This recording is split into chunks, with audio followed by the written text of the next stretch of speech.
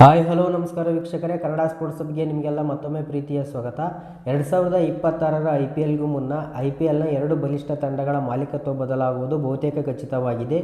ಈಗಾಗಲೇ ಡಿಯಾಜಿಯೋ ಕಂಪನಿಯು ನಮ್ಮ RCB ತಂಡವನ್ನು ಮಾರಾಟಕ್ಕೆ ಇಟ್ಟು ಬಿಡ್ಡಿಂಗ್ ಪ್ರಕ್ರಿಯೆಗಳನ್ನು ಪ್ರಾರಂಭಿಸಿದೆ. ಇದರ ಬೆನ್ನಲ್ಲೇ ರಾಜಸ್ಥಾನ್ ರಾಯಲ್ಸ್ ಫ್ರಾಂಚೈಸಿಯನ್ನು ಸಹ ಮಾರಾಟ ಮಾಡಲು ರಾಯಲ್ ಸ್ಪೋರ್ಟ್ಸ್ ಗ್ರೂಪ್ ಈಗ ತಯಾರಾಗಿದೆ. ಇದರಂತೆ ಇದೀಗ ಅವರು ಸಹ ಬಿಡ್ಡಿಂಗ್ ಪ್ರಕ್ರಿಯೆಯನ್ನು ಆಹ್ವಾನಿಸಿರುವುದರಿಂದ IPL ಆರಂಭಕ್ಕೂ ಮುನ್ನ RCB ಮತ್ತು ರಾಜಸ್ಥಾನ್ ರಾಯಲ್ಸ್ ತಂಡಗಳ ಮಾಲೀಕತ್ವ ಬದಲಾಗುವುದು ಬಹುತೇಕ ಖಚಿತವಾಗಿದೆ. ಇಲ್ಲಿ ರಾಜಸ್ಥಾನ್ ರಾಯಲ್ಸ್ ತಂಡವನ್ನು ಖರೀದಿ ಮಾಡಲು ಕ್ಯಾಪ್ರೆ ಗ್ಲೋಬಲ್ ಕಂಪನಿ ಆಸಕ್ತಿ ತೋರಿಸಿರುವುದು ವಿಶೇಷ.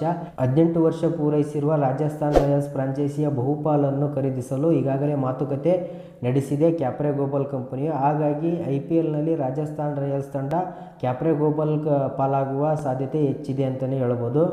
ಕುತೂಹಲಕಾರಿ ವಿಷಯ ಏನಂದರೆ, ಕ್ಯಾಪ್ರೆ ಗ್ಲೋಬಲ್ ಕಂಪನಿಯು ಈಗಾಗಲೇ ವುಮೆನ್ಸ್ ಪ್ರೀಮಿಯರ್ ಲೀಗ್ನಲ್ಲಿ UP ವಾರಿಯರ್ಸ್ ಎಂಬ ಹೆಸರಿನ ತಂಡವನ್ನು ಕಣಕ್ಕಿಳಿಸುತ್ತಿದೆ.